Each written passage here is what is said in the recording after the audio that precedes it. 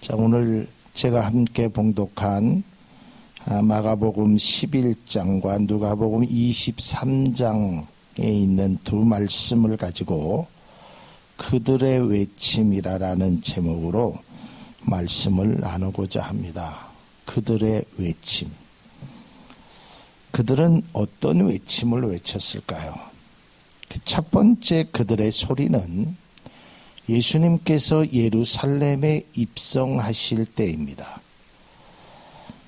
마태복음 21장 9절에 있는 말씀을 보면 앞에서 가고 뒤에서 따르는 무리가 소리 높여 이르되 호산나 다윗의 자손이여 찬송하리로다. 주의 이름으로 오시는 이여 가장 높은 곳에서 호산나 하더라 라는 것입니다.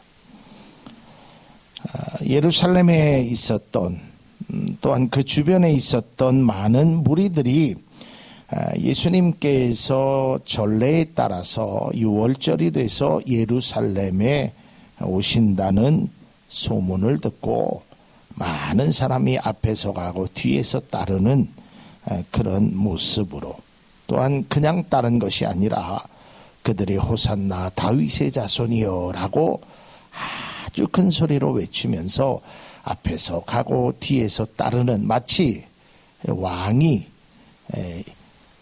예루살렘을 향하여, 궁전을 향하여 입성하는 것 같은 그런 멋진 모습을 그들은 연출해내고 있다라는 것입니다.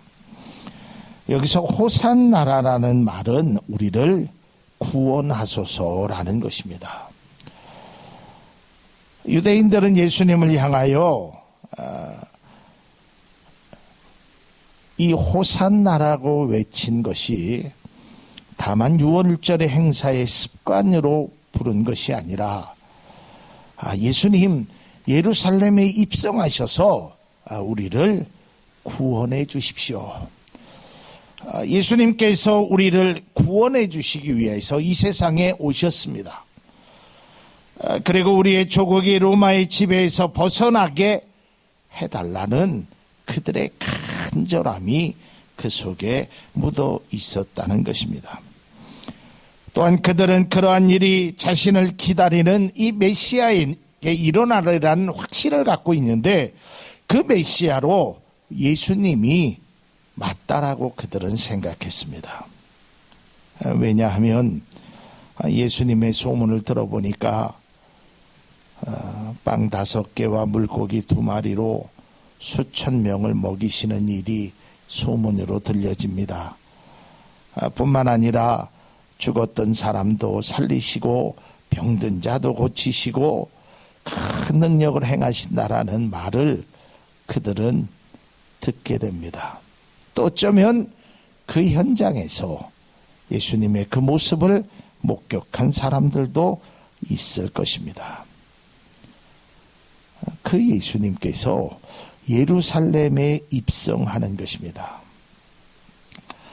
이 예루살렘에 입성한다라는 말은 이제 아마 예수님께서 예루살렘을 향하여 오셔면 우리가 그동안 모든 고난에서 로마의 압제에서 벗어날 것이라 라고 그들은 생각했습니다. 그래서 예수님이 이 로마에 들어오는 것이 아주 굉장히 환대의 분위기였던 것입니다. 두 번째 그들의 소리는 예수님께서 빌라도에게 심판을 받을 때였습니다. 이제 예수님 앞에 그 빌라도가 서 있습니다. 이때 빌라도가 묻습니다. 지금 당신들의 백성들이 당신을 고소하여서 당신이 나쁜 죄를 저질렀다고 나한테 고소를 했습니다. 그런데 내가 당신하고 이야기를 해보니까 전혀 내가 당신이 무슨 죄를 저질렀는지 내가 찾을 길이 없습니다.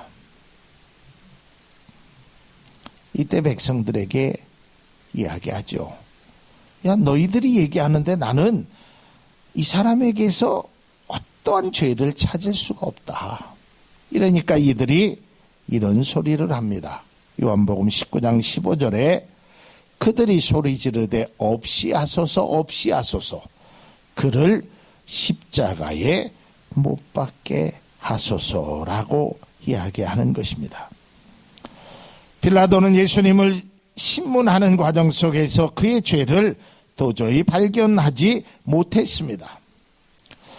그래서 6월절에 그 전례가 있는데 죄수 하나를 어떤 죄를 졌던 그 죄수를 풀어주는 전례가 있었습니다. 마치 오늘날 광복절이나 아마 성탄절에도 이런 특별한 날에 대통령이 특사라고 해서 특별 사면이라고 해서 죄진 사람, 감옥에 있는 사람을 이렇게 풀어주는 일처럼 이때도 마찬가지였습니다. 6월절에 전례대로 어떤 아무리 큰 죄를 졌어도 한 사람을 풀어줄 수 있었습니다. 그래서 그는 당연히 생각하기를 예수라는 사람은 죄를 저지르지 않았으니까 이 사람을 풀어주면 되겠다. 그래서 이야기를 합니다. 내가 예수를 풀어주기를 원한다. 이 이야기를 들은 그들은 오히려 그 소리에 박수를 치고 환영을 하는 것이 아니라 그 소리에 반대되는 외침을 외칩니다. 바라바를 풀어주십시오.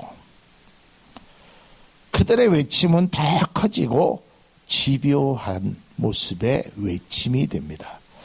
누가복음 23장 22절에서 23절에 보면 오늘의 본문입니다. 빌라도가 세 번째 말하되, 첫 번째도 얘기했는데 그들이 거부했습니다. 두 번째도 얘기했는데 더 큰 소리로 거부했습니다. 마지막 세 번째 그가 말하되 이 사람이 무슨 악한 일을 하였느냐, 나는 그에게서 죽을 죄를 찾지 못하였나니 그저 때려서 놓으라, 이렇게 얘기합니다. 그러니까 23절에 그들이 이렇게 말을 합니다. 그들이 큰 소리로 재촉하여 십자가에 못 박기를 구하니 그들의 소리가 이긴지라라고 말하고 있습니다. 여러분 한번 생각해 보십시오. 예수님이 입성하실 때 호산나 호산나 찬송을 하는 그 사람이 며칠 지나지 않아서 예수님을 십자가에 못 박으라라고 이야기하는 것입니다. 오랜 시간 지나지 않았습니다. 불과 5일의 시간밖에 지나지 않았습니다. 예수님이 월요일 날 입성하시고 금요일 날 십자가에 달리십니다. 그들은 자신의 겉옷을 벗어 예수님의 가는 길에 깔아드렸습니다. 그런 모습이 5일 후에 예수님을 조롱하고 예수님을 죽이라라는 그런 소리로 바뀌어지게 됩니다.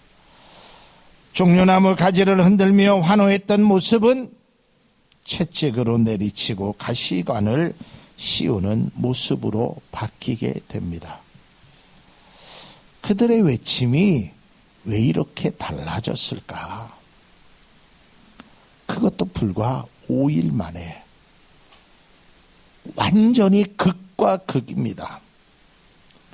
여기에는 환영하고 환대하였지만 5일 후에는 그들은 비난하고 예수님을 향하여 아주 독설을 퍼붓는 것입니다. 5일 전에는 영광의 모습인 반면에 5일 후에는 죽음의 모습을 그들은 추구하고 있었습니다. 제가 말씀을 준비하는 가운데 이런 생각이 들었습니다. 오늘날 이거는 신앙인들뿐만 아니라 사회 속에서 이러한 일들이 많이 일어난다는 것입니다. 제가 전에도 말씀드렸지만 제가 야구를 참 좋아합니다. 근데 제가 좋아하는 팀이, 야구팀이 몇 년 동안 뭐 우승도 못하고, 우승은 그만두고 가을 야구도 잘 못했어요. 근데 이제 시즌이 지금 이제 끝나고 내년에 새로운 감독이 온다라는 이제 소문이 들려집니다. 그래서 제가 경기를 보는데 그 이제 연말 시즌 끝날 때쯤 현수막이 크게 붙여 있는 것을 제가 TV에서 봤습니다. 그분이 오십니다. 그러니까 그 감독은 우승을 몇 번씩이나 다른 팀에게 했던 아주 유명한 감독이고, 그 팀에서 젊은 시절 야구를 했던 선수였습니다. 그분이 오십니다. 그분이 오시면 우리는 됩니다. 그런 현수막이 얼마나 붙어 있어요. 그로부터 몇 개월 후에 성적은 나락의 끝으로 떨어집니다. 그 감독이 오기만을 기다렸던 많은 팬들, 그분이 오시면 환호하고 됐습니다, 이제 우리 팀은 이길 수 있습니다 했던 그 많은 관중과, 또 그가 그라운드에 섰을 때 환호의 박수를 쳤던 그 많은 관중들이 불과 몇 개월 지나지 않아 성적이 나지 않으냐니까 옷을 벗어라, 퇴진해라, 물러나라, 야유의 소리를 하는 것을 제가 보았습니다. 이런 것입니다.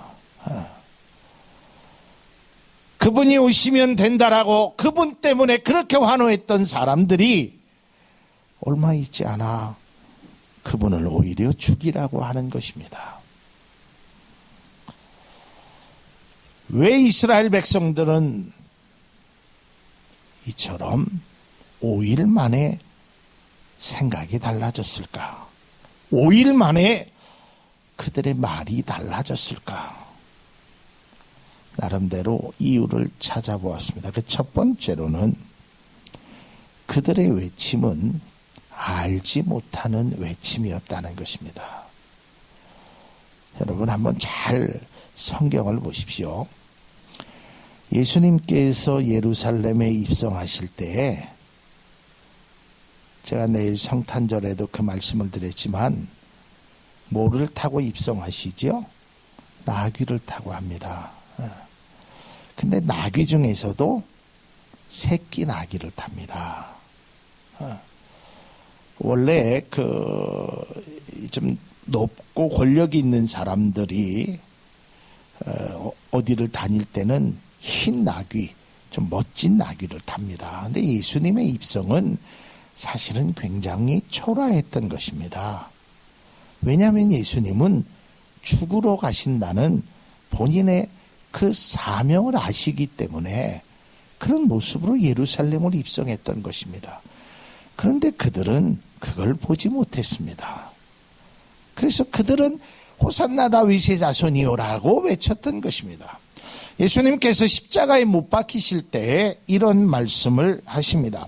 누가복음 23장 34절에 이에 예수께서 이르시되 아버지 저들을 사하여 주옵소서 자기들이 하는 것을 알지 못함이니이다. 그러니까 자기들이 하는 소리를 사실은 자기들이 모르는 거예요.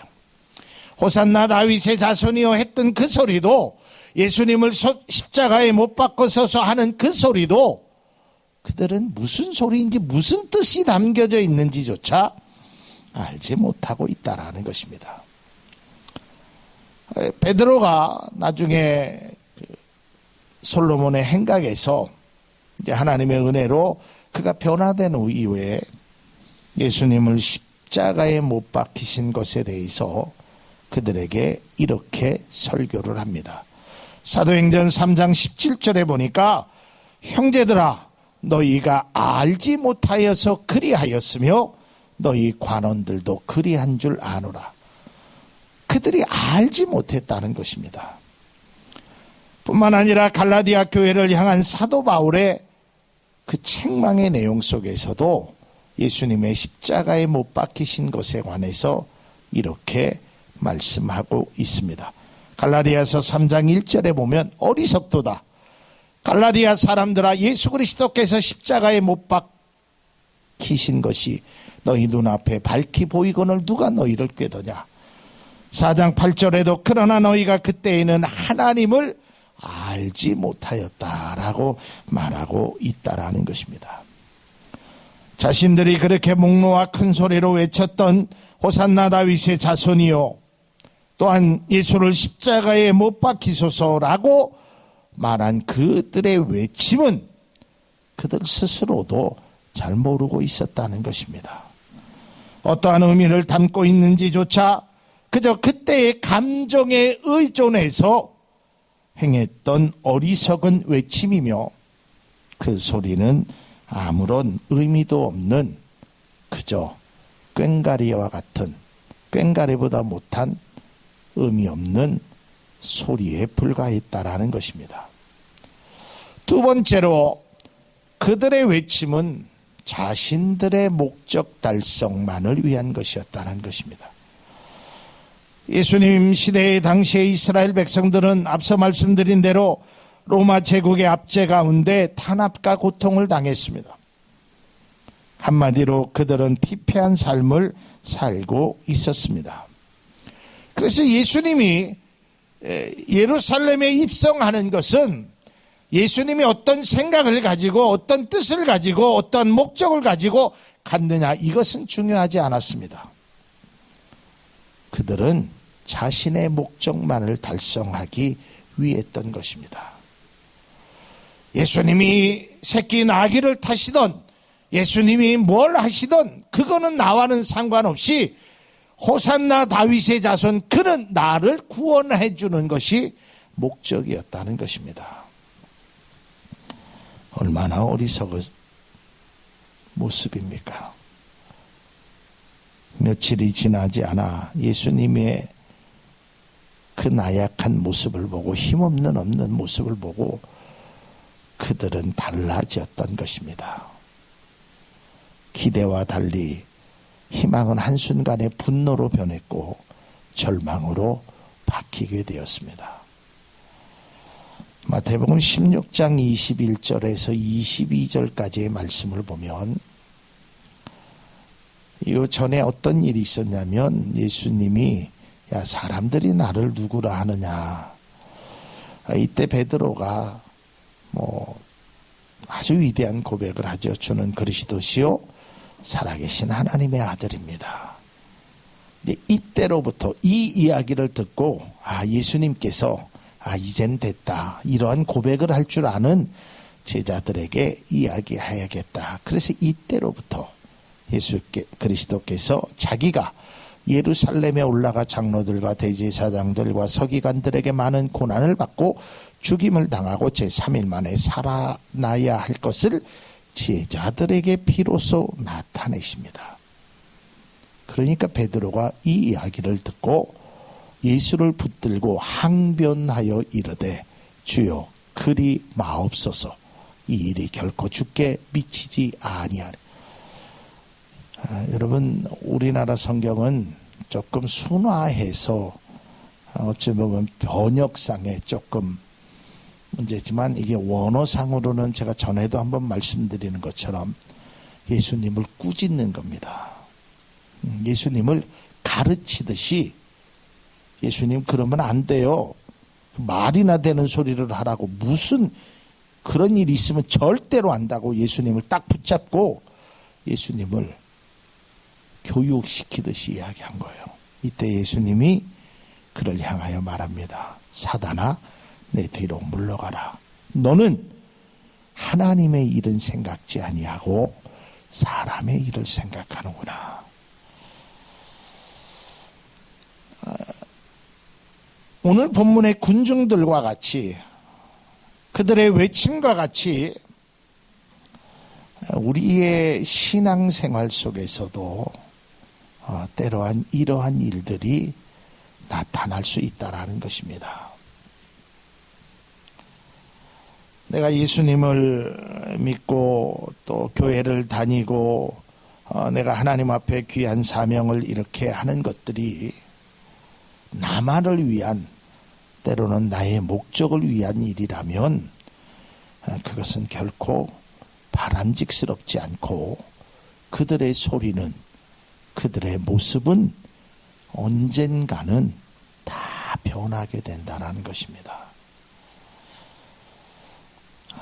여러분, 우리가 사람은 다 변할 수밖에 없고 세상도 변하고 변합니다. 그러나 이 변화가 이전보다 더 좋은 변화, 이전보다 더 아름다운 변화로 나아가야 하는 것이지 오히려 더 나쁜 모습의 변화를 일으키면 안 되는 것입니다. 오늘 제가 뒤에서 우리 양승보 학생이 연주한 그 플룻 연주를 보면서 들으면서 참 마음의 감동을 받았습니다. 저는 음악에 대해서 많은 것을 알지 못하지만 고등학교 시절에 우리 교회에서 그 플룻 연주를 할 때 하는 아주 소리가 사뭇 다르게 느껴졌습니다. 이런 것은 참 좋은 변화입니다. 제가 청년 시절에요, 제가 아는 어떤 분이 교회라는 곳을 전혀 안 다니셨던 분이 교회를 나가시는 겁니다. 어찌된 이유인가 물어봤더니 그 남편이 기름 장사를 했어요. 옛날에 그 대박석유를 팔았을 때 이야기입니다. 제가 거기서 한 3, 4개월간 일을 도와준 적이 있는데 그 사모님이 어느 날 갑자기 교회를 가겠다는 거예요. 그래서 나는 무슨 특별한 무슨 은혜가 있던지 누구의 전도를 받았나 하고 물어봤습니다. 교회에 나가시려고요? 예, 잘하셨습니다.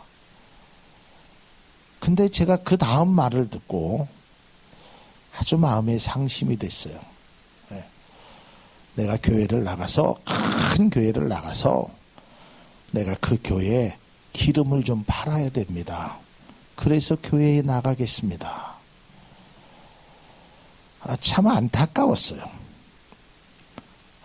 제가 거기에서 좀 운전을 해달라 그래서 한 3개월간 운전을 했는데 차를 사고 나니까 거기에다가 뭐 고사를 지내고, 근데 제가 그 차 속에다 성경책을 넣어놨거든요. 제 성경책을. 그때 제가 마음으로 무슨 기도를 했냐면, 하나님, 성경책으로 통하여, 하나님 말씀을 통하여 세상에 그러한 우상 섬기는 일을 멈추게 해달라고 제가 기도했거든요. 근데 나는 그런 제 기도가 좀 응답됐나 했더니 고작 석유팔로 교회를 나가신다는 것이었어요. 여러분, 그런 사람이 만약에 석유를 팔아주지 않으면 어떻게 될까요? 교회를 안 나가시겠죠. 그런데 제가 몇 년 후에 놀라운 소식을 듣게 되었습니다. 석유를 팔러 교회를 갔던 그분이 하나님 앞에 완전히 붙잡아서 사로잡혀서 나중에는 믿음의 전도자가 되고 오직 하나님만 믿는, 그래서 그의 가족들을 구원시키는 믿음의 권사님이 되었다는 귀한 소식을 접하게 되었습니다. 여러분, 이러한 변화는 아주 우리에게 중요한 변화입니다. 그러나 반대로 하나님 앞에 막 열성과 환호와 이렇게 했던 사람이 내가 원하는 것이 이루어지지 않았다고 해서, 내가 기대했던 것이 혹 미루어졌다고 해서 비난하고 비판하고 그런 모습으로 바뀐다면 그것은 참된 신앙의 모습이 아니라는 것입니다. 주님은 단 한 번도 성경 속에서 너희들이 그렇게 하면 내가 이렇게 하겠다라고 그런 그들의 말을 하나님은 한 번도 하신 적이 없습니다. 주님은 이 세상의 왕으로 오셨다라고 했지, 이 세상의 정치적인 권력적인 그러한 모습으로 오셨다고 단 한 번도 말씀하지 않았음에도 불구하고 자기들이 그렇게 만들어 놓고 자기들이 스스로 항변하고 있다라는 것입니다.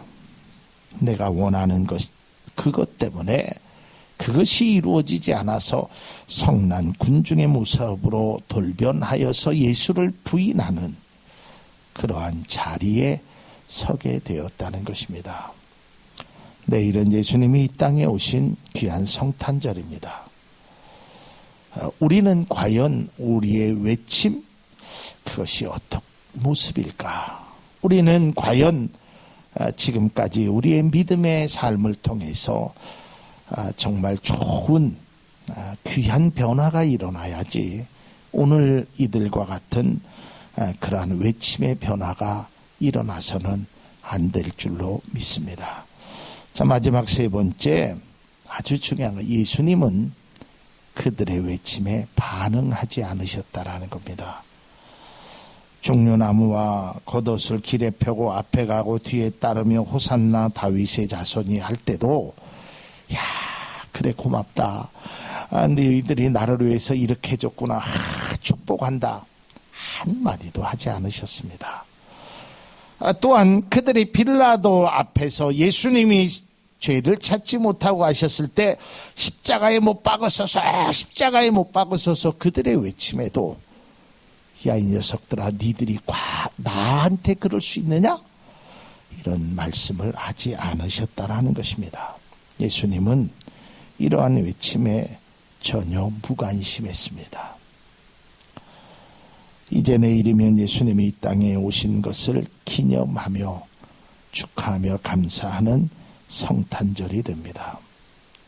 우리 교회는 그렇지 않지만 아마 오늘 오후부터 저녁까지 또 새벽까지 많은 믿음의 성도들이 기쁘다 구주 오셨네 하며 환호하고 기쁨의 그 주님을 맞이하게 될 것입니다. 그러한 외침이 우리에게 들려지게 될 것입니다. 그러나 실제의 삶에서는 예수님을 십자가에 못 박으소서라는 그러한 삶을 살고 그러한 외침을 행한다면 그것은 참된 그리스도인의 모습이라 할 수 없게 되는 것입니다. 우리의 신앙에도 마찬가지입니다. 은혜 받을 때는 하나님께 찬양하고 감사하고 그렇게 좋다가도 어려움이 있을 때는 원망의 소리를 하는 그런 아주 철없는 어린아이와 같은 그런 신앙은 우리가 결코 소유하지 말아야 하는 것입니다. 여러분, 어린아이를 이렇게 양육하다 보면 3살, 4살 이때 되면 엄마 아빠가 원하는 것 장난감도 사주고 크리스마스 때 좋은 것도 사주고 생일날 모두 사주면 우리 엄마 아빠가 최고라고 하고 볼에다 와서 뽀뽀도 해주고 안아주고 아이가 아주 엄마 아빠 옆에서 재롱을 떱니다. 그런데 내가 먹고 싶은 사탕 하나, 그거 하나 안 사준다고 아빠 미워, 엄마 안 해. 이게 어린아이의 모습 아니겠습니까? 우리 신앙도 마찬가지예요. 주님이 우리에게 그처럼 많은 은혜를 주셨는데 그 조그만 그거 하나 때문에 주님을 떠나고 때로는 주님 앞에 배신하는 그 외침을 가져서는 안 되는 것입니다. 우리의 죄를 사하기 위해 이 땅에 오신 주님 앞에 그저 우리의 목적을 세우기 위한 호산나가 아닌 진정한 감사와 감격으로 호산나를 외칠 수 있기를 바랍니다. 그리고 어려움 앞에서 십자가에 못 박으소서 라는 그러한 외침이 아니라 십자가에 못 박히신 그 주님을 바라보면서 나의 죄 때문입니다 라고 나를 바라보며 나에 대한 진정한 회개의 외침을 할 줄 아는 믿음의 성도가 우리의 모습이 될 수 있기를 바랍니다. 오늘 이들의 외침을 우리가 다시 한번 생각해 보면서 우리의 신앙은 과연 어떠한 외침이 있는지, 또한 우리가 외쳐야 될 소리는 무엇인지 다시 한번 생각하는, 그리하여 귀한 성탄을 맞는 우리 모두가 될 수 있기를 바랍니다.